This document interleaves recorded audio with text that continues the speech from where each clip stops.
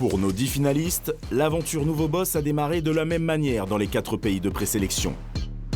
La Côte d'Ivoire, le Maroc, la RDC et le Bénin.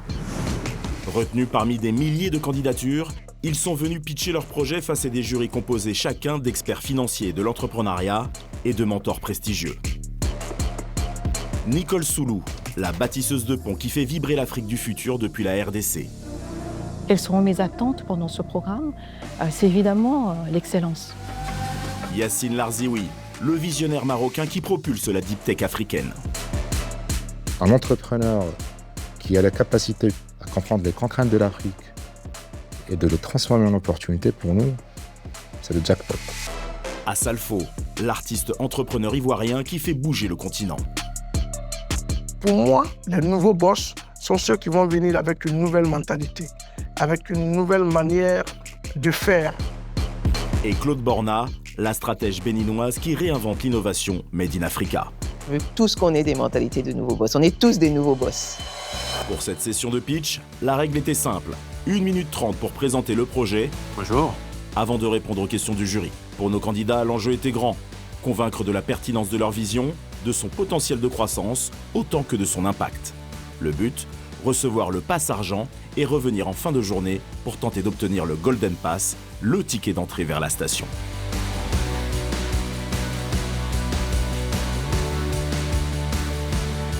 Stressé, j'ai la boule au ventre parce que l'enjeu est très fort pour moi. Les nouveaux boss représentent une opportunité pour moi de faire connaître mon projet partout dans le monde. Je crois que le jury sera convaincu par mon projet. Un petit track que je pense qui est assez positif pour un peu booster la performance. À ce défi, certains ont su dès la première seconde imposer leur vision. Teddy Kosoko, avec Gara, a déroulé un vibrant hommage à l'imaginaire panafricain. Gara est une plateforme panafricaine de contenu, de jeux, films d'animation et de bande dessinée, adossée à une grosse infrastructure de paiement. J'ai envie que l'Afrique ait accès à la culture et à l'éducation. Et je suis persuadé que le développement de ce continent passera par la culture et l'éducation. Avec la culture, on a l'imagination. Et avec l'imagination, on peut inventer tout ce qu'on veut. Et moi, aujourd'hui, ce qui me drive, c'est que le jeune Africain puisse rêver. Et si on rêve, si on a la culture, on peut changer le monde. Et moi, je veux changer l'Afrique. Alors, tu as parlé de la combinaison entre du contenu et une plateforme de paiement en monnaie locale pour que le consommateur africain puisse payer avec sa devise. Et donc, ta société récupère de la monnaie locale. Comment tu fais pour payer à ton tour les fournisseurs de contenu qui se trouvent à l'étranger? On a des comptes dans tous ces pays et on fait globalement de la compensation. Par exemple, quelqu'un ici au Maroc, parce qu'on a même des créateurs qui sont basés au Maroc, crée une histoire qui intéresse un Sénégalais. Le Sénégalais va acheter en francs CFA.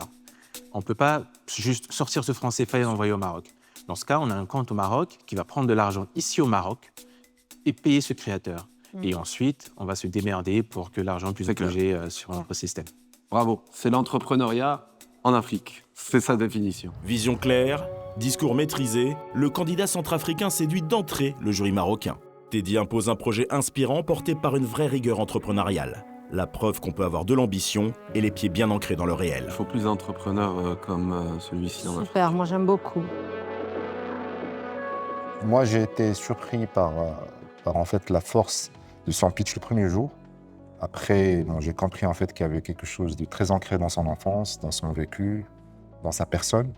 Le fondateur du projet qui va avoir le premier Golden Pass est Teddy Kosoko.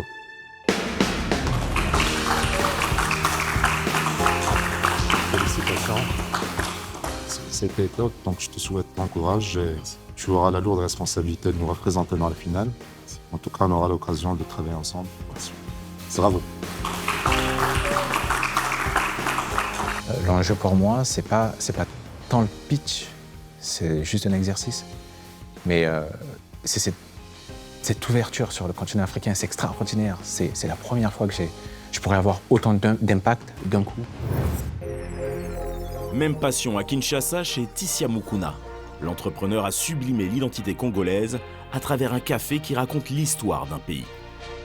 Savez-vous que le Congo était l'un des premiers pays exportateurs de la seconde boisson la plus bu au monde, le café. Aujourd'hui, ce n'est plus le cas, mais c'est sans compter la détermination d'un petit bout de femme comme moi. Je me présente, je m'appelle Tissia Mukuna et avec ma marque La Quinoise, je cultive le café, je le transforme dans mon usine moderne et je le distribue en B2B et en B2C via mon programme d'intégration Un chariot, un boulot. Au-delà de ça, je relance des plantations de café abandonnées partout en RDC. Aujourd'hui, c'est 200 hectares qui ont été réhabilités, 185 agriculteurs qui ont trouvé une activité économique grâce à la quinoise, 40 jeunes qui ont intégré le programme Un chariot, un boulot et plus de 45 000 arbres plantés. Là encore, la ferveur de Tissia, conjuguée à une vision claire de son projet, a tout fait d'emporter l'adhésion du jury.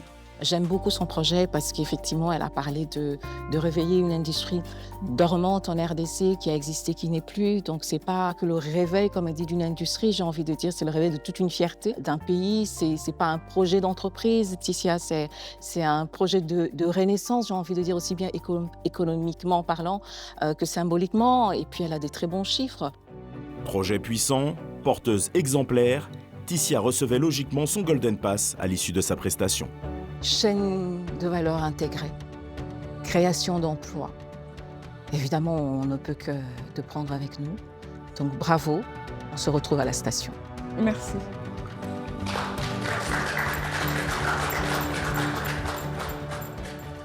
Pour moi, ça veut dire, ouais, c'est possible en fait. Rien n'est impossible, on peut le faire.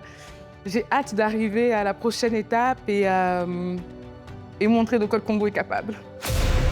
Si le profil du porteur de projet est un élément fondamental dans le processus de présélection, d'autres critères sont tout aussi importants. La scalabilité, bien sûr, elle permet d'évaluer la capacité d'une entreprise à grandir tout en gardant ses indicateurs de performance. Mais aussi l'impact, qu'il soit social ou environnemental. Autant d'enjeux qui ont fait pencher la balance du bon côté pour deux candidats très investis dans la préservation de l'environnement, Yacine et son projet BioHit lors des sélections du Maroc. BioHit est une entreprise de valorisation de grignon d'olive pour la production d'un combustible solide. Cette alternative remplace les écailles de charbon qui est en plus une énergie fossile. Et Patrick, en République démocratique du Congo, pour sa solution de chauffage en déchets recyclés chez PKT et Partners. Nos solutions permettent de résoudre le problème de déforestation pour besoin d'énergie, mais aussi résoudre le problème d'insalubrité dans le milieu des villes. Bonjour. Bonjour. Je suis Patrick Kabangiro, directeur général de PKT & Partners. J'ai 42 ans, titulaire d'un diplôme de licence en gestion d'entreprise. Je suis de Kinshasa, RD Congo. PKT & Partners, c'est une entreprise industrielle environnementale. Nous sommes dans la production de solutions d'énergie propre, production des intrants agricoles et recyclage des déchets. Nos solutions permettent à résoudre le problème de déforestation pour besoin d'énergie et d'agriculture, permet de résoudre le problème d'insuffisance de rendement agricole à l'hectare, permet également de résoudre le problème d'insalubrité dans le milieu des vies. C'est-à-dire, dans le cadre de notre activité, nous récupérons le déchet biodégradable, nous le transformons en briquettes de charbon, solution d'énergie de cuisson alternative au charbon de bois et au bois de chauffage. Nous le transformons en engrais organique, poudre et liquide. Nous le transformons en allume-feu. Nous avons une capacité de production aujourd'hui de 3 tonnes la journée, un chiffre d'affaires de 150 000 $ l'an dernier et un portefeuille client de 18 000 enregistrés. J'ai pitché aux côtés de mes enfants, ils m'ont noté. Ma fille, ma première, elle a 18 ans et elle va recevoir son bac cette année-ci. Alors, j'ai pitché aux côtés d'elle.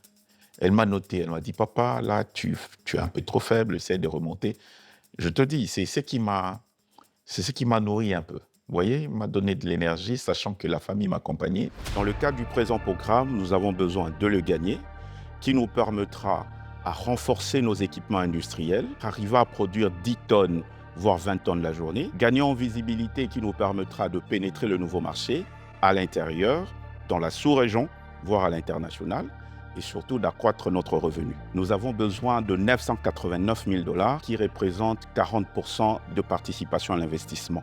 Je vous remercie. La vision de Patrick, conjuguée à une parfaite maîtrise des données financières, a totalement convaincu le jury dirigé par Nicole Soulou.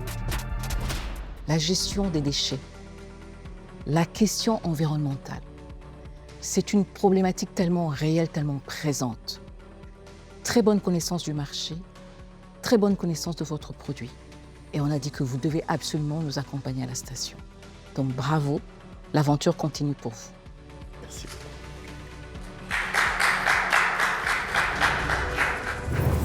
Yacine Khelifi, lui, a réinventé la briquette de chauffage avec une innovation révolutionnaire anti-déforestation. Ingénieur de formation, né dans un champ d'oliviers et grandi dans une huilerie. Fondateur du projet BioHit qui s'intéresse essentiellement à la valorisation des graignons d'olive pour produire un combustible solide. C'est quoi les graignons d'olive?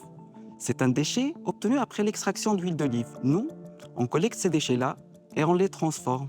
Et cela grâce à une technologie qu'on a développée et mise en place par nous-mêmes pour avoir un produit utilisé au niveau des poêles à bois, les cheminées, les fours à bois. Et même, nous avons fait marcher les trains à vapeur en France. C'est un exploit, n'est-ce pas?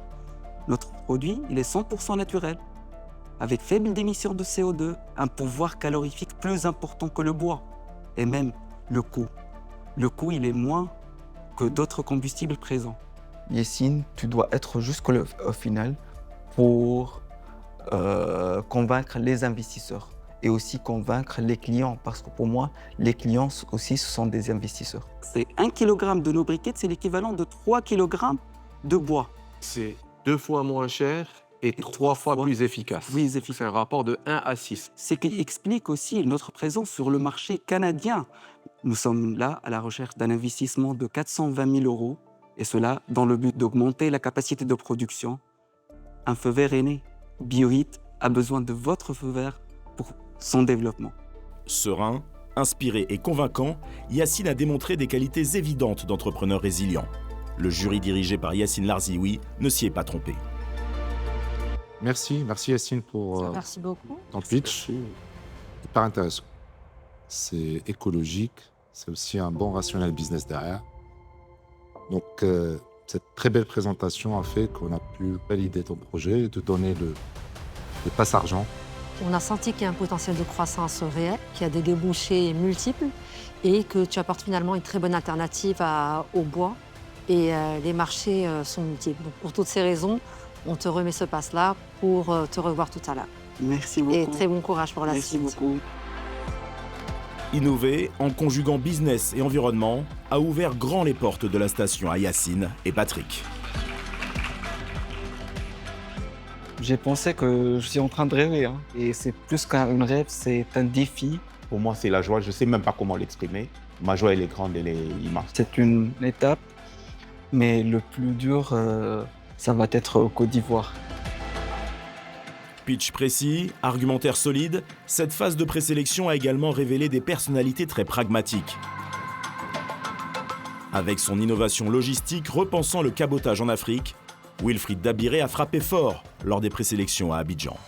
Après 10 ans d'expérience passée dans le transport aérien maritime, j'ai été face à un constat frustrant. Aujourd'hui, déplacer des marchandises en nos ports d'Afrique est lent, cher et polluant. Résultat, le commerce entre pays africains reste bloqué à seulement 15%, contre 68% en Europe, 59% en Asie et 30% en Amérique du Sud. Ce retard logistique freine la compétitivité de nos entreprises africaines et les pertes sont énormes. Chez EasyChain, nous proposons une solution concrète et innovante. Nous prévoyons le lancement d'un service régulier de transport maritime entre les ports d'Afrique de l'Ouest. Grâce à un navire voilier de 1100 tonnes, entièrement palettisé, nous relierons le port de Lomé au Togo, au port de Praia au Cap-Vert, avec des escales dans les ports d'Abidjan, San Pedro, Monrovia, Conakry et Dakar. L'opportunité de passer au nouveau boss, c'est déjà de se faire connaître par déjà ceux qu'on vise, que ce soit les chargeurs, les importateurs, les exportateurs, surtout les investisseurs, mais aussi du grand public en fait, qui verra en fait, dans ce qu'on est en train de mettre en place une Afrique qui change de visage, une Afrique qui décide d'avancer et de prendre ses responsabilités pour la transformer. Pour concrétiser notre projet, nous recherchons 500 000 € contre 20% pour finaliser notre étude de faisabilité et acquérir notre premier navire voilier. Chez EasyChain, nous ne déplaçons pas seulement des marchandises, nous bâtissons un pont vers un avenir plus vert, efficace et prospère pour le commerce intra-africain. Je vous remercie. À Cotonou, c'est Haïté Ajavon, notre candidat togolais, qui marquait des points. Lui qui a tout lâché pour faire entrer un bouillon aromatique naturel dans les cuisines africaines, a démontré de très grandes qualités de chef d'entreprise. Je voulais avoir l'opportunité, enfin, de pouvoir parler de mon produit. Aujourd'hui, je vous présente AfriCube. AfriCube, c'est une alternative saine et locale. AfriCube est issu de l'agriculture africaine. Il est excellent pour votre santé. Il est abordable entre 25 et 50 francs CFA. Il est vecteur de création de richesses et d'emplois. Et il est très innovant. C'est le seul cube 100% naturel en Afrique. Un produit qui fédère, doublé d'un business plan cohérent, AIT a proposé une prestation solide. On pourrait économiser 65% du coût du produit en achetant les matières premières en gros à la bonne saison. Vous voyez, je vous donne un exemple simple. Le gingembre sec qu'on utilise, les sacs de 40 kg, aujourd'hui, on va les acheter à 300 000 francs CFA. À la bonne saison, on achèterait ce même sac à 80 000 francs. Aujourd'hui, AfriCube, c'est 18 millions d'unités vendues en Afrique et en Europe. Avec les nouvelles ressources, nous voulons capter 20% du marché togolais dans les 2 ans à venir, puis dans les 5 ans, 10 ans, toute la région ouest africaine. Et pour cela, nous avons besoin de lever 1 million d'euros. 1 million d'euros, pourquoi faire? Notre produit coûte encore très cher à faire, c'est artisanal. Nous avons besoin d'acheter les matières premières en gros et à la bonne saison. Nous avons besoin de machines performantes pour augmenter notre capacité de production et notre productivité. Et enfin, nous avons besoin de lancer une campagne publicitaire d'envergure pour faire connaître le produit à toute la sous-région. AfriCube, c'est le bon goût de chez nous. Je vous remercie. Après des pitchs au cordeau, nos 2 candidats ont fini de convaincre lors du question-réponse avec leurs jurys respectifs. Qu'est-ce que vous êtes exactement? Vous êtes une société de logistique, oui. Vous êtes un armateur, vous êtes... Nous sommes une entreprise logistique spécialisée dans la logistique maritime. Est-ce qu'on peut avoir une idée de combien, en tout et pour tout, vous et votre cofondateur, vous avez investi jusqu'à maintenant? 250 000 euros, plus la transpiration. Et qui n'a pas de prix. Qui n'a pas de prix. Détaillez-nous un peu depuis 2023, ce sont les chiffres que vous pouvez nous dévoiler. Aujourd'hui, on a 30 000 $ de chiffre d'affaires récurrent mensuel. Ça fait environ 18 à 19 millions de chiffre d'affaires avec une marge bénéficiaire de 15%. Comment on passe à échelle au niveau de la production? Le gros, vraiment, ce sont les matières premières. Donc, vous achetez à la tonne, à la bonne saison. Pareil pour le soja, c'est la même chose. Vision claire, parfaite maîtrise de leur environnement et des chiffres, nos 2 candidats ont imposé leur stature d'entrepreneur. Bravo pour ton projet. Merci. On espère que tu iras encore plus loin à la station pour défendre les couleurs du Togo, de l'Afrique de l'Ouest. Et on compte sur toi. Merci beaucoup. Convaincre n'est jamais simple. Bien maîtriser sa valorisation et la juste demande financière est un exercice ardu. Pour certains, cela a été une épreuve plus délicate. À Abidjan, Linda, fondatrice d'une entreprise de cosmétiques éco-responsables, les laboratoires Adeba, s'est heurtée à l'exigence d'un jury très attentif à la cohérence des demandes financières. Nous cherchons 100 000 € contre 2% de notre société afin de financer notre croissance pour une Afrique belle, puissante, sûre d'elle-même, financée à débat et faite la différence. Ah, ok. Bravo. Tu as dit 100 000 € contre 2%. Contre 2%. Donc ça fait valo. 5 millions. Chiffre d'affaires. Chiffre d'affaires en euros, 50 000. Tu me vends 2% à 100 000 €, c'est un risque incroyable, ça. Ouais. Je ne sais pas si tu comprends ce que je veux dire. Oui. 100 000 € pour 2%, à quel stade tu seras dans 1 an? Si je donne les 100 000 €, qu'est-ce que tu auras accompli concrètement qui va me donner assez de retour sur investissement sur ces 2%? Donc, les 100 000 €, c'est pour faire plusieurs choses. 50 000 € alloués au marketing. Je n'étais pas forcément 100% dedans, parce que je me suis dit, écoute, c'est une opportunité, on va voir comment ça va se passer. Mais au fur et à mesure que j'avançais, je me suis rendu compte à quel point c'était une énorme opportunité. Et là, je me suis dit que je ne pouvais pas la gâcher. L'idée, c'est qu'on est en train de construire 3 business en un. Il y a le business de fabrication de produits cosmétiques pour nous-mêmes, le business de fabrication de produits cosmétiques pour des tiers, ainsi que le laboratoire de formulation et de développement de produits. Donc, nous avons un levier de croissance autour de nos activités. Nous avons d'autres leviers de croissance que nous n'avons pas encore activés autour des marques. Donc, on a lancé Laboratoire Adeba, on a lancé Chico, qui n'est même pas encore distribué. On est en train de finaliser les contrats de distribution. Nous avons une autre marque sur laquelle on est en train de travailler qui s'appelle Afro-Naissance. Donc, dans notre histoire, on sait que c'est possible de multiplier nos revenus par 15 en 2 ou 3 ans en accélérant la distribution. Mais pourquoi tu veux nous donner seulement 2%? En fait, le chiffre, on n'a jamais vu ça en général. On est sûr. Le minimum, c'est 10, 20, 30%. Exactement. Je ne sais pas ce qu'un investisseur... Même pour les tech. Oui, 2%, c'est... Mettons 10, 20% à ce stade-là, même pour les entreprises tech. Je veux revenir vers vous.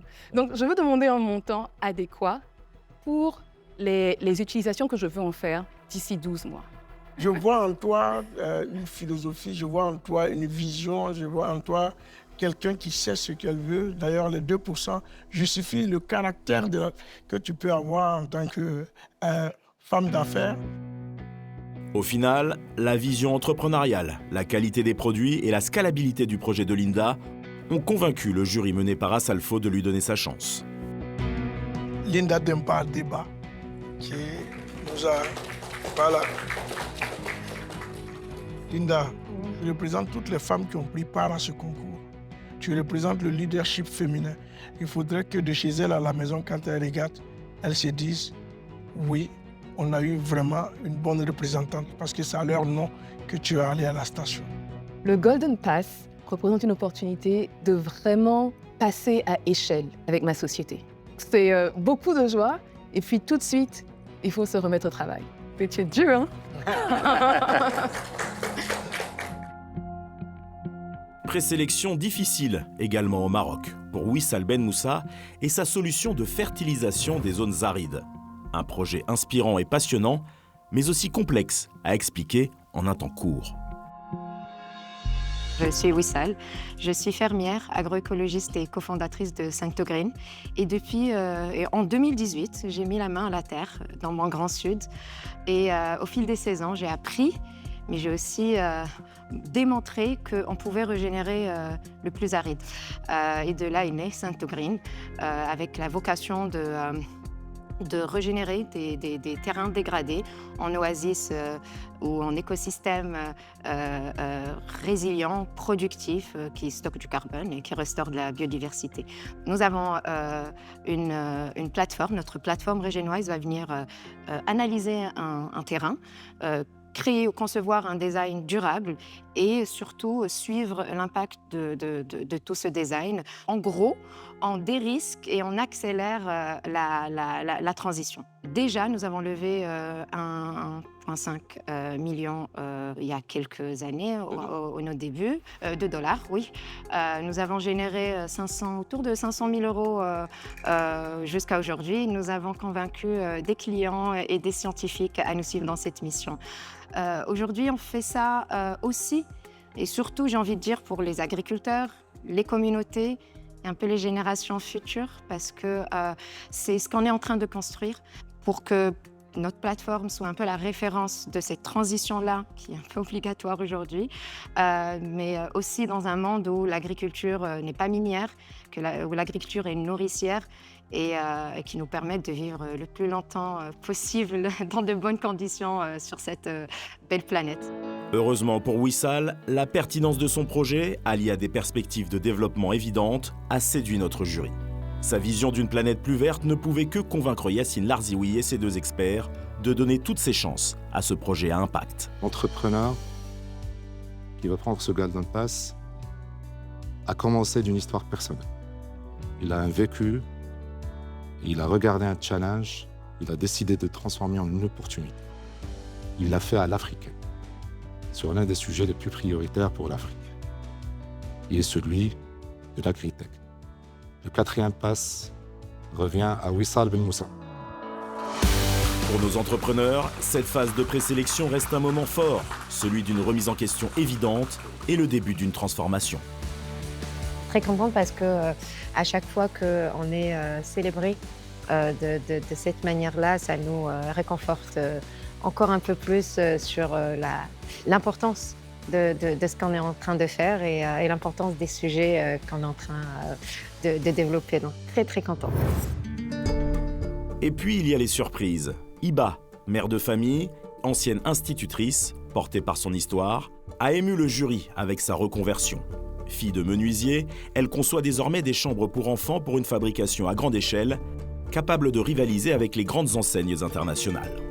Aujourd'hui, nous avons un atelier sur 400 mètres carrés avec un process industriel. Et l'année dernière, nous avons ouvert un grand magasin dans un centre commercial bien présent à côté des marques internationales. Nous sommes fiers parce que grâce à ce magasin, nous offrons une solution clé en main pour les parents qui cherchent à aménager un espace sécurisé et harmonieux pour leur enfant. Animée d'une détermination rare et portée par une vision précise, elle a conquis notre jury. Hiba, c'était parfait. Merci pour le pitch. On a eu du plaisir à t'écouter pitcher le projet. Merci. C'est une histoire de famille, c'est une histoire de détermination. Et on a aussi apprécié à travers ton pitch le profil d'entrepreneur que tu représentes. On n'a pas eu autre choix que de te donner le passage. Ah, yes. Merci. Merci. Je souhaite Merci très bon beaucoup, courage vraiment. Merci. pour la suite. Merci. Merci, bon courage. Pourquoi on se dirait qu'une maîtresse d'école ne pourrait pas devenir entrepreneur? Qu'est-ce qui nous empêcherait à rêver? Qu'est-ce qui nous empêcherait à considérer Hiba comme le prochain fondateur de la licorne africaine, n'est-ce pas? Quant à François-Xavier Djimgou, personnalité à la sobriété assumée, il a défendu une ambition immense, offrir au continent sa souveraineté numérique.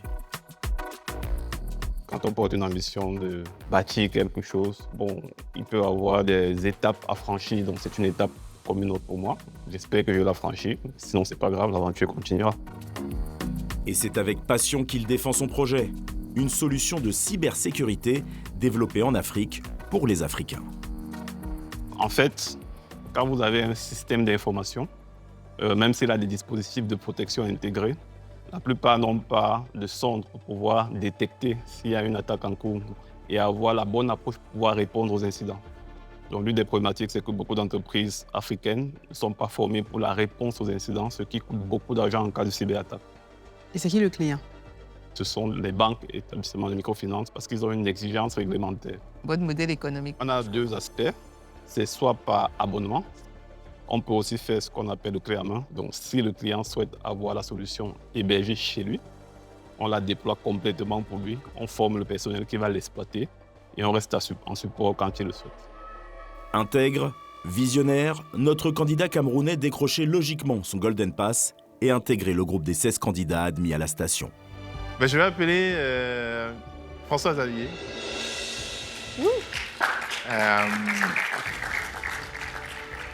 François-Xavier, c'est donc un plaisir pour nous de te remettre ce Golden Pass. On pense que l'entrepreneur que tu es et tout le travail que vous avez abattu mérite valablement que tu passes à la prochaine étape.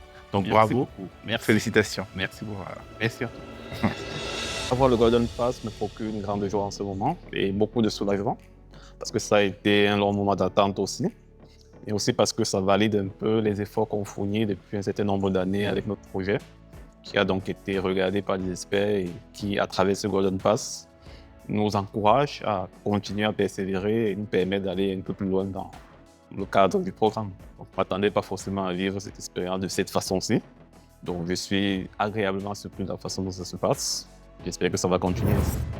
À l'issue des présélections, 16 candidats, dont nos 10 finalistes, prenaient leur envol pour San Pedro en Côte d'Ivoire afin d'intégrer la station.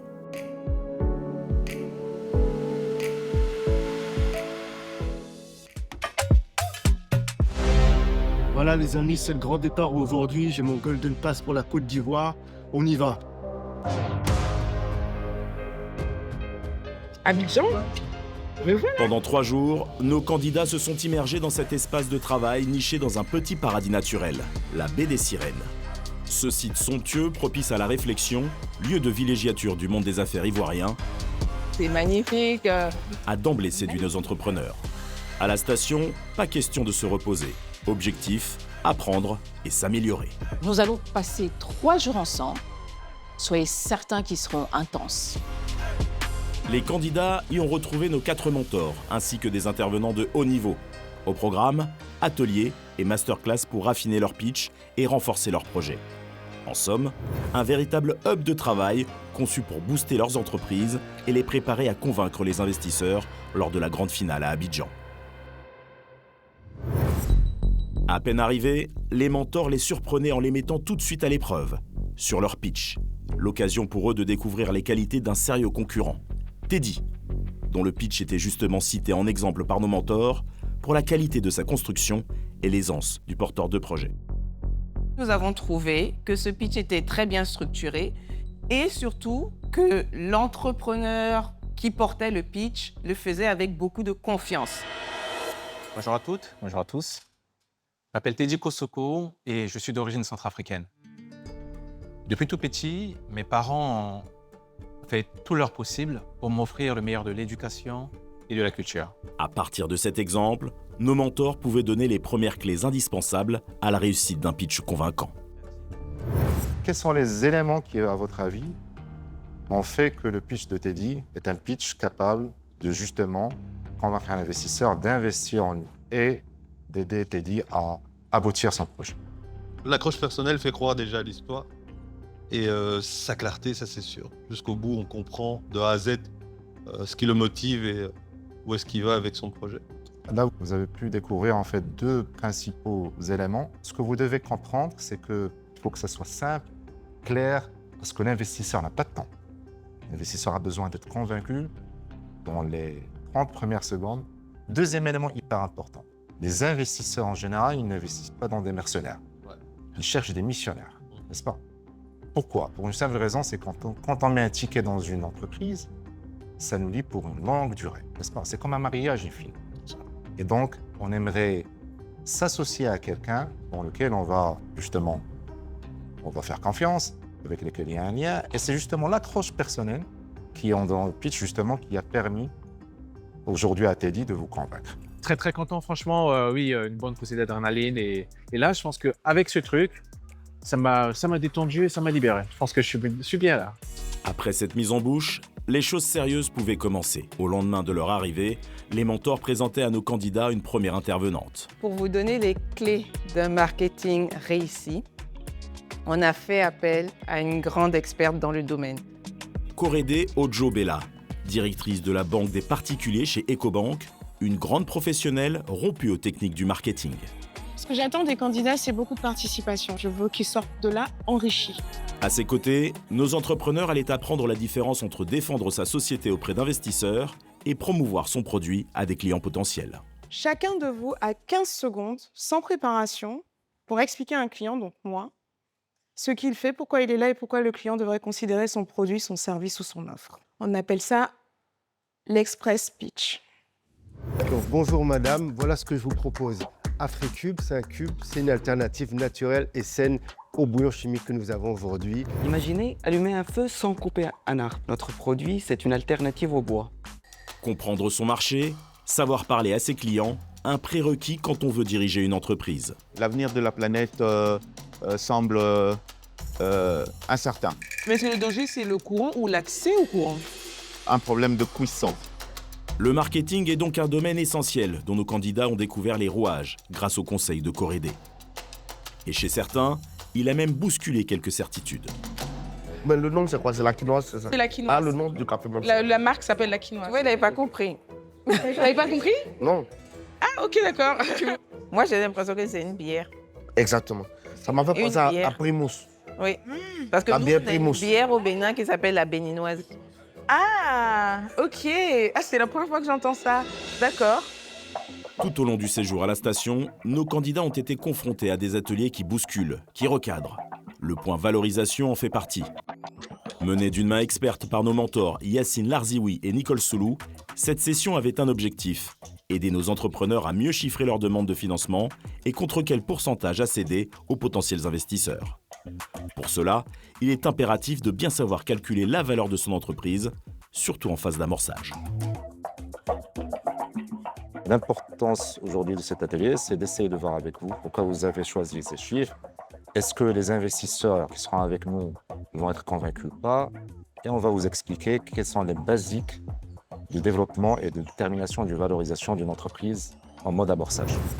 Un passage obligé pour convaincre des investisseurs. Sortir des estimations approximatives et construire une vision solide. Retour sur ce moment clé où 3 candidats ont dû confronter la réalité des chiffres qu'ils ont proposés. François-Xavier, Wissal et Linda. Donc aujourd'hui, on va parler de la valo de Adeba. Les 2%, c'est une peur ou une crainte de pouvoir lâcher et de ne pas avoir le pont après. Alors, est-ce que c'est basé sur juste cette émotion-là et sans réellement... C'est deux choses. C'est la dilution. C'est ça. Parce que c'est pas uniquement moi. En fait, ma cofondatrice, c'est ma mère. D'accord. Et je suis pas donc la seule personne à convaincre de lâcher une part de l'entreprise. Face aux réticences de Linda, nos mentors ont été directs. Comment convaincre des investisseurs quand on propose seulement 2% du capital pour 150 000 €? On a toujours peur de lâcher son bébé. Et c'est comme ça, ce pourcentage est si peu parce qu'on pense, par cette façon de faire, de pouvoir garder la main dessus. Mais il faut que tu évacues ça. Et puis, je pense que vraiment, tu as toutes tes chances. Bousculée par les arguments de nos deux mentors, Linda a revu sa demande et surtout compris comment valoriser son entreprise à sa juste mesure. Un moment décisif. Il ne faut surtout pas surévaluer ni sous-évaluer votre entreprise.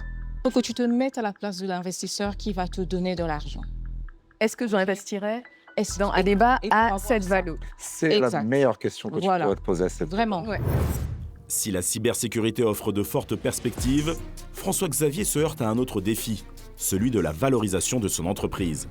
Dans un secteur encore récent et en phase d'amorçage, défendre une estimation crédible reste un exercice complexe. On a vu que tu veux 1 million? Oui. Contre 15%? Contre 10%. Contre 10%. Face au mentor, François-Xavier réalisait l'importance de défendre les hypothèses de la valorisation qu'il propose. Comment tu arrives à avoir ces 1 million? Sur quelle base? On a fait plutôt une valorisation par comparaison, une valorisation qualitative. Parce que effectivement, la partie multiple de chiffres d'affaires ne nous permettait pas d'atteindre cette valorisation-là. Mais les entreprises comparables dans notre secteur d'activité, surveillance, détection et réponse à incidence, ont ce type de valorisation. Un moment de vérité où la rigueur de la méthode de chiffrage devient aussi stratégique que la nature du projet elle-même. Et une discussion avec un investisseur doit être honnête. Mais vous avez une capacité de dire non, j'ai fait du consulting pour générer un chiffre d'affaires, mais la solution, elle est en amorçage. C'est ça. Je n'ai pas encore réussi à vendre cette solution. Aidez-moi via votre cash, mais aussi via votre réseau. Enfin, pour Wissal, le point valorisation sonnait comme un rappel à l'ordre. Car si sa vision était assurément prometteuse, ce sont les hypothèses de son business plan qui étaient challengées par Yacine Larzioui. Alors Wissal, on a vu 700 000 € demandés contre 15%. Oui. Mais un investisseur a besoin de comprendre que toi, tu expliques comment tu arrives à ces chiffres. Guidée par nos mentors, elle a reprécisé son marché, structuré ses projections et transformé ses intuitions en données concrètes. Et on voudrait garder la main en tant que fondateur sur l'entreprise à hauteur de le 55%, voilà, un peu usuel. Un atelier essentiel pour ancrer son projet, mais aussi convaincre avec une vision chiffrée et maîtrisée. Il fallait expliquer aussi à Wissal qu'il est important tout simplement de simplifier et de donner les bons arguments qui sont en relation avec les fondamentaux du business. Elle a très bien compris le message et justement, nous pensons qu'elle sera capable de défendre son projet. Pour nos 10 finalistes, la station a donc marqué une étape décisive dans leur progression. La preuve, avec cet atelier RSE, la responsabilité sociétale des entreprises, conduit par Elisabeth Chungi. Bembakiri. Il est Bembe. Un moment clé pour comprendre comment allier leur projet d'entreprise avec de l'impact positif et durable. Ce qui représente également un élément clé pour tout investisseur. Mais c'est avec le partage de son histoire personnelle et les difficultés qu'elle a dû surmonter tout au long de sa carrière qu'Elisabeth a touché nos candidats. Qu'est-ce que je n'ai pas entendu? Phrase la plus stupide. Tu pourrais pas changer de coiffure? Sous-entendu, mon afro dérangé. Mais j'ai rien lâché parce que mon afro, c'était mon identité.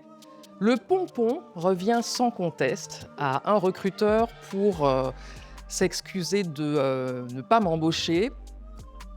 Il a eu cette phrase. Vous comprenez, vous êtes trop tout. Wow. Du tac au tac, moi j'ai répondu, écoutez, je préfère être trop tout que moins que rien. Ça sort, comme on dit au Cameroun. Donc ce trop tout, ça voulait dire quoi? Je ne sais pas, mais je sais très bien que c'est ce trop tout qui m'a permis de passer du monde des médias au COMEX d'un grand groupe du CAC 40, de devenir une boss, quoi. J'aimerais que chacun réfléchisse dans votre parcours, quelles ont été les épreuves qui finalement ont nourri votre projet entrepreneurial et votre conviction à y aller. En d'autres termes, c'est quoi votre trop-tout? Avec sa question « Qu'est-ce que votre trop-tout ?», Elisabeth a mis en exergue la combativité de certains de nos finalistes, comme Linda, confrontée dans son parcours à une certaine forme de discrimination. Quand j'ai démarré Adeba, qui est une compagnie de cosmétiques, donc on fait des soins pour la peau et les cheveux, on m'a carrément dit « Non, mais en fait, tu es trop noire, tu gagneras jamais de l'argent dans ce... » Et donc, j'y suis encore, mais ça reste en fait dans ma tête, parce que je vois les dynamiques de l'industrie, je comprends, et je sais qu'il y a beaucoup d'éducation à faire, il y a beaucoup de choses à changer, avant que ce trop ne soit pas un trop. Qu'il y ait juste beaucoup d'acceptance. Au cours de cet atelier, Wilfried, qui entend révolutionner le transport de marchandises en Afrique, a dévoilé un épisode douloureux de sa carrière d'entrepreneur. En moins de 6 mois, on a pu glaner plus de 12 mois de commandes. Lorsque les camions sont arrivés à Yamoussoukro pour la livraison, notre agent a vendu directement les camions à d'autres acheteurs qui étaient sur place. Ce jour-là, je me suis dit que tout était fini. On n'a jamais retrouvé cette personne. L'investisseur en France a décidé de laisser les poursuites. Mes parents, je suis leur enfant, ils ont décidé de ne pas rembourser. Et après, voilà, après j'ai décidé de démissionner en fait sans épargne. Et j'ai juste appelé mes parents, je leur ai dit que je pars, ils me disent tu es sûr, ils me disent bon tu es déjà un cabri-mort, comme on dit à Abidjan. Donc nous on n'a pas peur. Et quand j'ai commencé EasyChain en 2020, j'avais pas de sous comme je disais. On a eu un premier venture capital qui a entendu mon histoire, qui a décidé de mettre déjà un premier 50 000 $ sans preuve et rien. Pour démontrer, là on est passé de quoi? De 12 000 $ à près de 36 000 $ par mois. En livrant des colis, soit par bateau, par avion. Aujourd'hui, on a même un entrepôt en Chine. Enfin, Iba, notre conceptrice de chambres pour enfants, est revenue sur ce pari audacieux qu'elle a décidé de relever envers et contre tout. Quand j'ai annoncé à mes amis que je veux conquérir une grande enseigne que nous avons au Maroc qui importe des produits de d'autres pays dans le mobilier enfant, ils m'ont dit « mais tu rêves, c'est pas possible ». Aujourd'hui, cette enseigne nous a commandé quelques produits pour les mettre en vente dans leur magasin. Alors moi je crois fort que chaque blocage, c'est le début d'une grande réussite. Il ne faut jamais le prendre comme échec et il y a toujours plusieurs portes. Si c'est une porte fermée, il faut chercher d'autres portes. Voilà. Absolument. Aux côtés d'Elisabeth, nos candidats ont abordé les questions de responsabilité sociétale des entreprises. Parce que les investisseurs ne vont pas vous suivre si vous ne créez pas de l'impact positif. Donc, je vais vous poser maintenant cette question. Quels sont vos impacts positifs? Comment vous les mesurez? Avec en toile de fond, l'idée que faire grandir un projet nécessite aujourd'hui qu'on lui donne du sens. L'impact qu'on a, on travaille avec des groupements de femmes au centre et au nord du pays. On leur a posé des questions par rapport à depuis que vous travaillez avec Africube, qu'est-ce qui a changé? Et la dame, elle a dit, aujourd'hui, mes enfants, je peux les mettre à l'école parce que j'ai un revenu régulier. Deuxièmement, elles n'ont plus besoin de partir au marché et souvent, ce sont les petites filles qui font les frais pour les aider. Maintenant, tous les enfants peuvent aller à l'école. Elles n'ont plus besoin d'eux pour contribuer. La RSE, c'était au cœur de mon projet. J'ai décidé de revenir au Togo. J'aurais pu créer n'importe quelle société d'import, export, d'import et de revente. Et dès le départ, je dis non, je dois créer de la richesse, je dois créer de l'emploi. En anglais, on dit back to the community. Voilà, je devais rendre à ma communauté.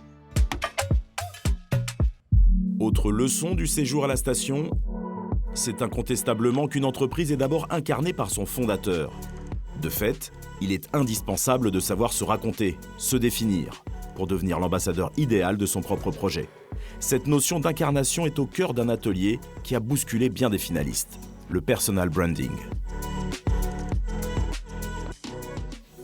Aujourd'hui, on va parler de personal branding. Personal branding, ou la marque du fondateur, il ne s'agit pas uniquement de communiquer, commercialiser ou avancer en matière de visibilité.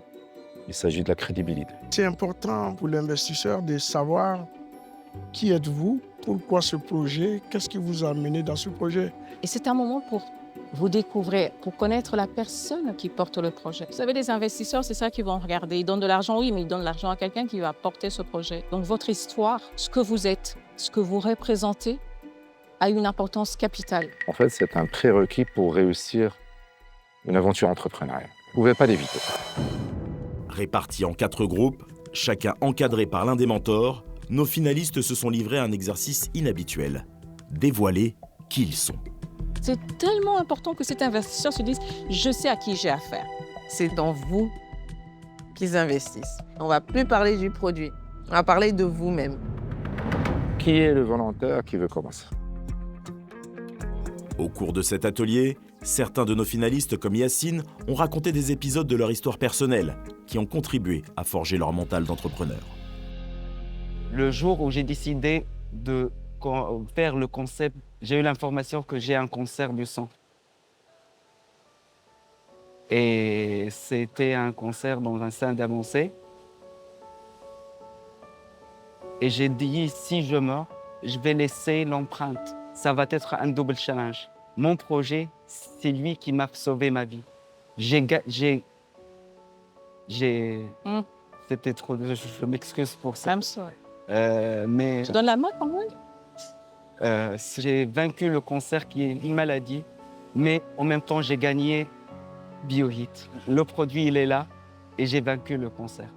Et c'est plus qu'un projet pour moi. Je veux être comme... je suis un exemple pour aimer notre vie. Pour récapituler en 2 mots, c'est pas en 3 mots. La persévérance et le challenge. Et un vrai message que tu portes. Et je pense que ça, c'est important. De l'entendre, pour moi, ça change la donne. Et je t'écoute différemment. Nicole, elle te met dans une situation de cosy. Donc, je me suis délibéré et voilà, c'était...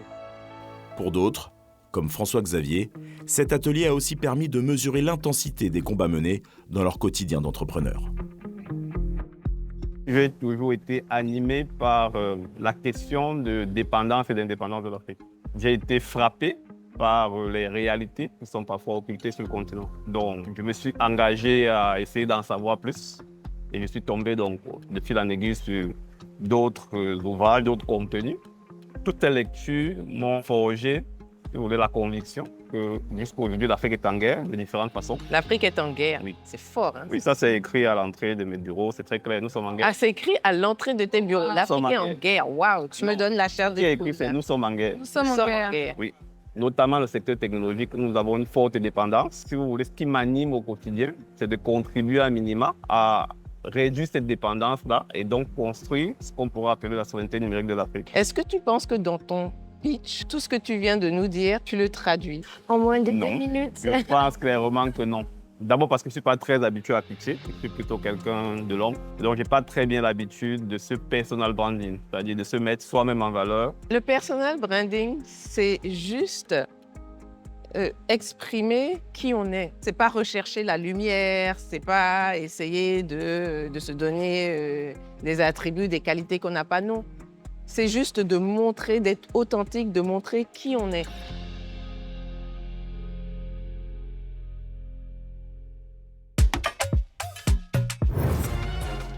La station a réservé bien des surprises à nos candidats, comme ce matin, où ils ont été sollicités pour participer à un challenge étonnant.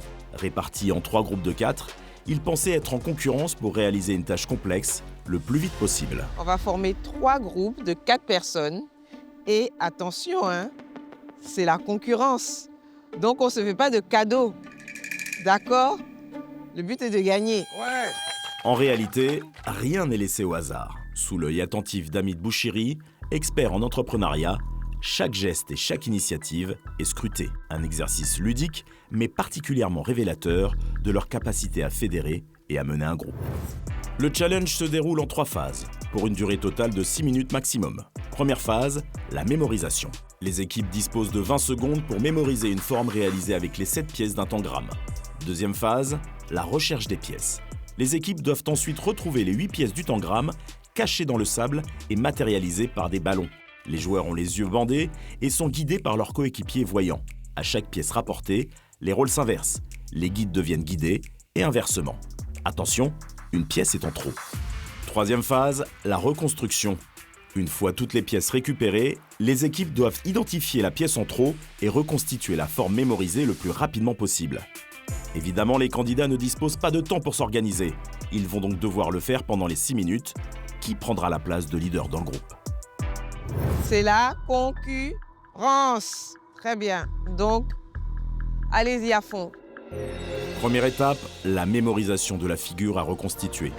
Moi, je retiens ça, quelqu'un retient ça, ça vous va? Ok, moi, je prends la queue. Alors, orange, jaune, vert. Orange, Rouge, jaune, bleu. vert. Rose, bleu. 2 triangles qui se font comme ça, Losange, avec triangle. le carré. Losange. On dirait un chien. Donc, quelqu'un a pris ça, quelqu'un a pris ça. Moi, j'ai pris les 2 derniers. Toi, Ok. tu continues dans l'ensemble. Ok. Non, Toi, tu elle scannes prend- tout. Toi, tu scrapes. Donc, il y a un schéma qu'on devait mémoriser. Donc, chacun d'entre nous a essayé de mémoriser une structure en fait, du schéma et essayer de reconstituer en fait, à la fin. Le second groupe, constitué de Wissal, Patrick, Linda et Yacine, allait-il appliquer la même méthode de mémorisation? On doit partager les tâches. Donc, qu'est-ce que vous proposez? On fait un groupe de 2. Vous visualisez, moi, je suis en train de parler. Ok. 3, 4, 5, 5 triangles, un carré, un hexagone. Un pentagramme. Quand on est arrivé sur la table, il fallait mémoriser un schéma. Et tout de suite, les 2 gars de notre équipe ont dit que les femmes ont plus de mémoire que les hommes, etc. etc. Donc, Wissal et Linda, allez-y, mémorisez. Troisième et dernier groupe, François-Xavier, Victorine, Teddy et Iba. Comment allait-il procéder? Moi, je maîtrise les 2 Moi, je premiers peux duos. mémoriser ça. Je prends les 2 derniers. Moi, je prends les 2 duos. Non. Moi, Oublie. si j'oublie, c'est une petite maison. Dans le premier groupe, Tissia guide Corentina et Haïté gère Wilfried pour récupérer les pièces. Sur ta droite, De façon confiante, marche Voilà, tout droit. continue. Ok, un tout petit peu vers la gauche. Continue tout Voilà, droit. tu vas voir le ballon. C'est bon. Ah, Wilfried, reviens. Vas-y, il est là. Le Reviens. ballon. Il est devant Tu toi. marches tout droit. À ta droite, Voilà. à ta droite, Fais à ta droite. demi-tour. Ce petit jeu a justement permis de révéler certaines personnalités. Quel genre de leadership on est? On a par exemple dans le premier groupe une Tissia qui tout de suite donne la stratégie, comment on s'organise pour effectivement arriver à atteindre l'objectif qui était de reconstruire l'image. À l'inversion des rôles, l'équipe 1 connaît ses premières déconvenues. Tu me guides, hein, Tina? Vas-y, tout droit, tout droit, tout droit, tout droit. Un peu à droite. Vas-y, marche. Vas-y, ne t'éloigne pas sur la droite. Sur la droite, sur ta droite. Vas-y, encore sur Reviens, ta droite. tout droit. Vas-y, sur ta droite. Encore sur Vers ta la droite. gauche, vers la gauche. Marche en face de toi. C'était clairement un jeu de confiance, de mémoire et savoir guider et écouter, je pense. Écoutez. Vers la gauche. Vas-y. Vers la gauche. La gauche, c'est ici. Ma gauche à moi. Ben non, futur, toi aussi. Tout droit. Tissia vers la droite. Et en face de toi, vas-y. Le ballon est en face de toi, Tissia. Stop. Attrape. Ma performance pour aiguiller était pas trop mal, mais alors pour me faire aiguiller, c'était catastrophique. Je sais pas pourquoi, j'avais l'impression que j'allais me recevoir une porte alors qu'on était sur la plage. Ce jeu m'a appris que j'avais du mal à faire confiance. Dans le groupe 2, la répartition des rôles semblait claire. Yacine devait guider Linda et Wissal s'occuper de Patrick. On va essayer d'avancer. Tu vas tout droit. Tout droit. Tout droit. Tout droit. Droit. Ligne droite. Continue. Voilà. Maintenant, descends et prends-la. Non, c'est moi Linda. qui te parle, Patrick, pas Linda. Yacine. Linda. Voilà, bien. Ouais. Linda, non, à gauche, Linda. Je t'écoute. Linda, à gauche. Ma Gauche. Voilà, Ouais, ta t'es gauche. bon. À gauche et recule, voilà. Allez, Bravo. vas-y, là. Fais demi-tour et tu Alors, le prends. voilà. Voilà. Devant toi directement, voilà. Il fallait pouvoir faire confiance à son teammate Voilà. et pouvoir dire, OK, il me dit à gauche, mais moi, je vais pas chercher à discuter, je vois rien de toute manière. Yes. Et j'ai besoin de lui pour me guider. Oui. Très à l'aise dans l'espace, Wissal et Yacine attaquaient leur tour de récupération, plein de confiance et d'envie. C'est bon, encore un peu. OK, Yacine. C'est bon, tu l'as. Continue, tout droit. OK. Reviens un peu à droite. Ma droite à moi. Ma droite à moi. Non, là, c'est la gauche.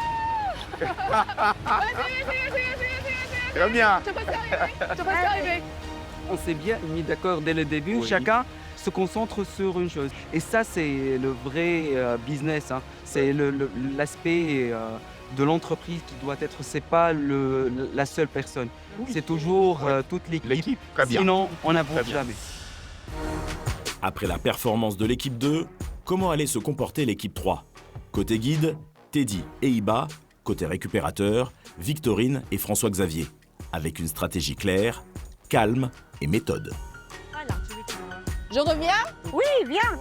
Arrête-toi, baisse-toi. Derrière Très toi. vite, la situation s'est compliquée pour l'équipe 3.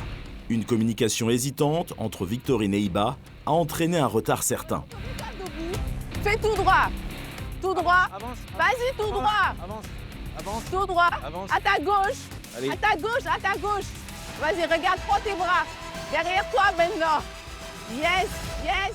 Un petit exercice comme ça dit beaucoup de choses sur nos entrepreneurs et leur, je dirais pas leur capacité de leadership, parce que je pense qu'ils sont tous arrivés là parce qu'ils sont des leaders. Mais maintenant, quel type de leaders sont-ils? Puis nos 3 équipes ont abordé la 3e partie du jeu, la reconstitution de mémoire du schéma original. L'occasion de tester l'efficacité de l'organisation de chaque groupe. Ça violet. Violet et rose comme ça.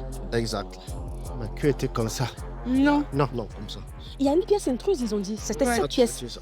Voilà. Non, la queue était comme ça. C'est sûr que la queue était comme ça, elle n'était pas en l'air? Non. Queue en l'air. Queue en l'air. Hésitation, incertitude, l'équipe 1 peinait à aller au bout du puzzle.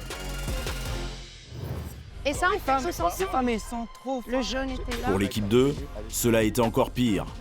En déléguant totalement la mémorisation du puzzle à Linda et Wissal, Patrick et Yacine ont mis leur équipe dans une position plus qu'inconfortable. Moi, j'ai pas visualisé, donc c'est bon. Sincèrement, moi, je retiens difficilement. Ici? Non. L'équipe 3 allait-elle pouvoir gérer cette partie avec plus de méthode? Teddy, tu avais la petite maison? Ouais, j'avais la petite maison. C'est qui après Teddy? Il y avait peut-être comme ça. Et le orange, je sais que c'est... Orange était en bas, juste en bas. Moi, j'ai un doute sur le jaune. Good. Bon, on valide? On valide ou pas? Écoutez. Une fois les puzzles achevés, Hamid Bouchiri venait vérifier quelle équipe avait fait preuve de précision, mais surtout d'organisation pour reproduire son schéma au plus juste. Bon, les amis, Oui. qu'est-ce que ça donne? C'est pas... Hein? Allez, ça ressemble à quelque chose, votre truc, hein? Là, vous êtes bon. Là, vous êtes bon. Bon, c'est... Ah non, Oui. on y est presque. Yes. Oh, Non. ah non, c'est le triangle lyonnais. Mais presque, hein? Ouais. Vous y êtes presque. On a été rapide, on a récupéré tout. On a raté juste un iota, mais bon. Le moment de vérité. Ouais, on sait. Déjà. Ah ouais, on a... C'est-à-dire, c'est pratiquement tout faux. On a... On n'a pas été les plus fut-fut pour faire notre fameux signe, le pauvre, ou le canard en tout cas. On a fait de notre mieux. Au cours du jeu, Hamid a observé et livré une analyse fine du leadership de chacun. Une mise à nu stratégique pour pousser nos finalistes à se découvrir et à se dépasser. Alors, est-ce que vous savez déjà qui ont été les gagnants de ce jeu? Dans l'absolu, ceux qui ont fait dans le temps, avec le moins de fautes. Donc c'est clair, c'est pas nous. Mais Donc c'était effectivement le groupe 3 au centre. Dans un contexte comme celui-ci, bon, vous avez très peu de temps, une tâche complexe. Il y a une prime pour ceux qui arrivent à diviser cette tâche. Hein, c'est la division du travail. Il n'y a que comme ça que vous pouvez vaincre la tâche en fait. Mais il faut, dans des situations comme ça, il faut que quand même quelqu'un prenne le groupe en main. Et donc là où il y a eu cette prise en main du groupe, on a eu des résultats. Donc c'est des situations qui font émerger le besoin d'un leadership. Ça peut être une personne, ça peut être deux personnes, mais il faut quelqu'un doit être en charge. Someone has to be in charge, comme dirait l'autre. Hein? J'espère seulement qu'il y a une ou deux réflexions que ce jeu vous a inspirées et qui vont guider un petit peu votre action et vos interactions avec les membres de vos équipes. Merci beaucoup. Le leadership est plus naturel pour certains que d'autres, mais la bonne nouvelle, c'est que ça se travaille. Le masterclass sur le leadership était très, très, très intéressant. Ce que je vais changer en particulier, qui est le fruit de l'atelier, c'est ma propre capacité à m'améliorer en tant que leader, notamment la capacité à mieux faire. Ça m'a permis de revoir en fait comment je structure en fait mon organisation, mon entreprise. C'était une très belle masterclass. Une des masterclass que j'ai rêvé d'y assister. Et merci au nouveau boss pour cette occasion. Nos 10 finalistes, entrepreneurs passionnés et déterminés, savent combien leur investissement dans la réussite de leur projet peut être usant. Échec, renoncement, il est parfois difficile de surmonter les embûches. Pour mieux y faire face, ils ont pu profiter des conseils d'un géant, au sens propre comme au figuré. L'un des plus grands champions de notre époque. Teddy Riner est venu spécialement leur parler de capacité à préserver sa santé mentale sur le long cours. Moi, je suis venu pour leur parler un peu de santé mentale, un peu leur dire comment moi je me préparais par rapport à ma carrière, par rapport à moi, et leur donner qu'est-ce qui pourrait faire la différence dans leur domaine pour pouvoir réussir leur projet et pour pouvoir déjà gagner les différentes épreuves qui vont être décisives pour eux d'une certaine manière. Mieux que personne, Teddy Riner connaît la pression, le doute, la force mentale qu'exige la quête d'excellence. Sa venue, un privilège. Son témoignage, une leçon rare sur la résilience, la discipline et la puissance du mental. Je pense que là, dans ce que vous vivez, vous avez besoin un petit peu de comprendre comment gérer le stress, comment bien se préparer, qu'est-ce qui va faire que vous allez faire la différence. Je suis sportif de haut niveau. J'ai commencé la prépa mentale à 14 ans. En France, à 14 ans, parler de la santé mentale, comment bien se préparer pour évacuer cette boule qu'on a dans l'estomac qui vous empêche de bien faire, il n'y a pas grand monde pour vous aider. Donc moi, j'ai été voir une psychologue et je lui ai dit, voilà, comment je peux devenir meilleur dans mon sport. Ce truc que j'ai, ni mon entraîneur de judo peut m'aider, ni mon préparateur physique ne peut m'aider. Et moi, je suis allé voir cette dame-là et j'ai mis en place un schéma que jusqu'à maintenant, j'utilise en compétition. Quand il y a cette boule qui m'empêche d'être bon. Parce que tout le monde pense que nous, sportifs de haut niveau, c'est facile, que quand vous nous voyez exulter de joie, à chaque fois, on se dit, est-ce que je vais y arriver? Est-ce que je fais le bon choix? Est-ce que c'est la bonne attaque? Tout ça, ça se prépare. Les entrepreneurs savent que l'entrepreneuriat, c'est un sport de combat. Et donc, quand on nous a dit que Teddy Riner venait, ça faisait parfaitement sens parce qu'effectivement, on a beaucoup à apprendre des athlètes, leur endurance, leur discipline. Et donc, ces parallèles sont évidents et c'est clair qu'on a beaucoup à apprendre de lui. Un partage d'expériences qui restera gravé dans le parcours de nos finalistes. Cette masterclass, je l'ai trouvée exceptionnelle. Teddy, c'est vrai qu'on a l'habitude de le voir à la télé, on est très fiers de lui. Et là, de voir que le mec, il est hyper humble, nous a parlé d'égal à égal, ça venait de son cœur et il a dit ça en toute spontanéité. Et ça, j'ai apprécié. Il a donné des super conseils. Finalement, on s'est rendu compte que la vie d'entrepreneur et la vie de sportif est vraiment pareille. L'entraînement, la résistance, la résilience. Vraiment, c'était une masterclass inoubliable.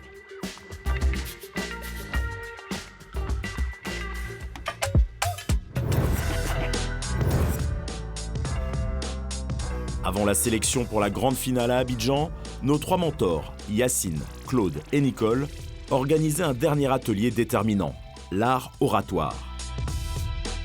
Affirmer sa présence, canaliser son énergie et clarifier son projet, nos mentors attendaient beaucoup des 12 entrepreneurs encore en lice avant de sélectionner nos 10 finalistes. Vous avez 2 minutes, pas une seconde de plus. 2 minutes pour convaincre les investisseurs. Ce sont 2 minutes qui peuvent changer votre vie.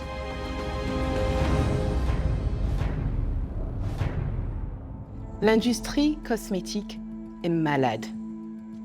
Depuis le début de l'année, on décompte plus de 300 alertes produits.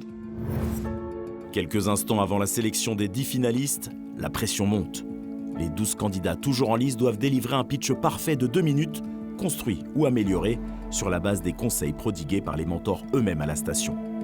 Objectif, convaincre les investisseurs de son histoire et du projet porté. Comme vous le savez tous, l'Afrique regorge d'épices variées et savoureuses. Et pourtant, la base alimentaire de la majorité des Africains aujourd'hui réside dans un produit bourré de produits chimiques et synthétiques. Et il est... j'ai oublié, je suis désolé. À l'image d'Haïté, tous nos candidats étaient en stress. Il fallait être au rendez-vous. On bafouille, mais on se reprend, sous le regard avisé des mentors. Rien qu'avec un savoir-faire, de la volonté et un savoir-faire et de la...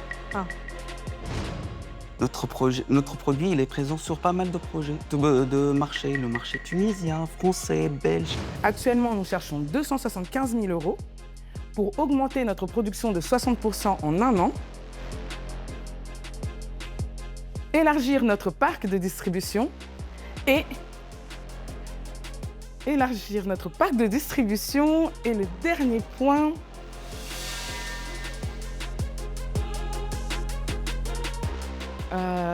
et bien sûr, scaler dans un marché à plus de 200 milliards de dollars. Comment j'ai pu oublier 200 milliards de dollars, je ne sais pas. Donc, scaler dans un marché à plus de 200 milliards de dollars. Écoute, bravo, parce que toi, tu as pu te relever de... Non, voilà, elle l'a fait avec grâce, avec le sourire. Et c'est très bien, parce qu'on peut avoir des moments de stress où on oublie son pitch. Et tu l'as fait vraiment brillamment. Incontestablement, cet atelier a aussi démontré que certains candidats étaient déjà prêts pour la finale, à l'image de Patrick. La disparition de cette forêt rendra l'avenir de la planète incertain face au phénomène du changement climatique. Nous courons donc un grand danger. Voilà pourquoi PK Etienne Partners intervient. Entreprise industrielle environnementale, nous sommes dans la production de solutions d'énergie propre, nous sommes dans la production de intrants agricoles et nous recyclons le déchet. Clarté du pitch, posture adéquate, Patrick a conclu brillamment l'atelier art oratoire. Nous avons besoin de 989 000 $ qui représentent environ 40% de participation à l'investissement. Je vous remercie.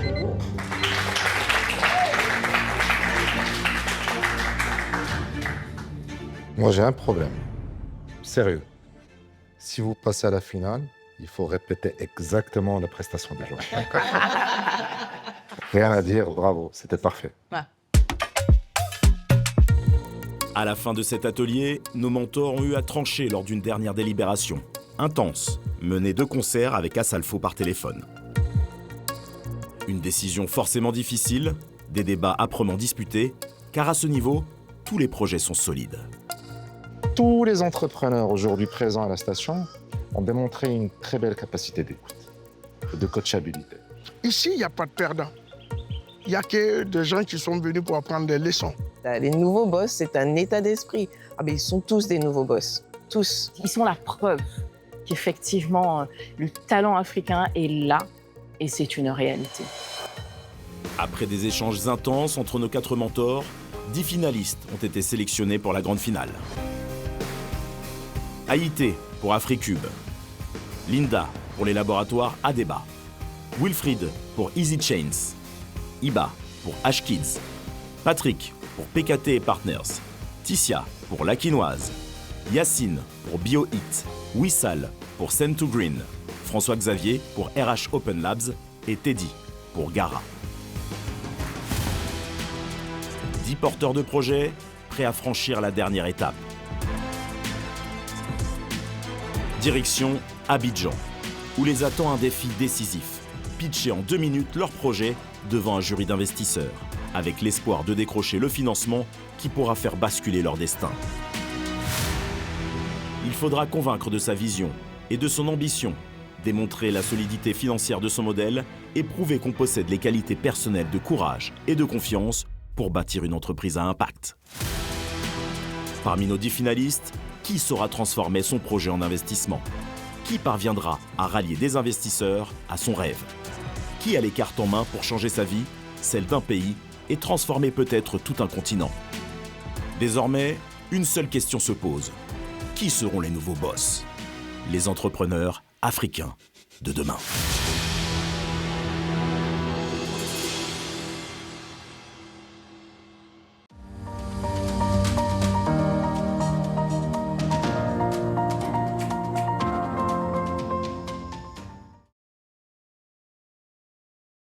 Un hub d'excellence qui forme une nouvelle génération de leaders engagés au service de l'Afrique. Université Mohamed VI Polytechnique.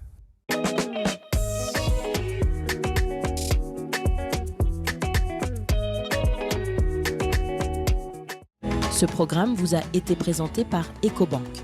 40 ans à accompagner les entreprises africaines.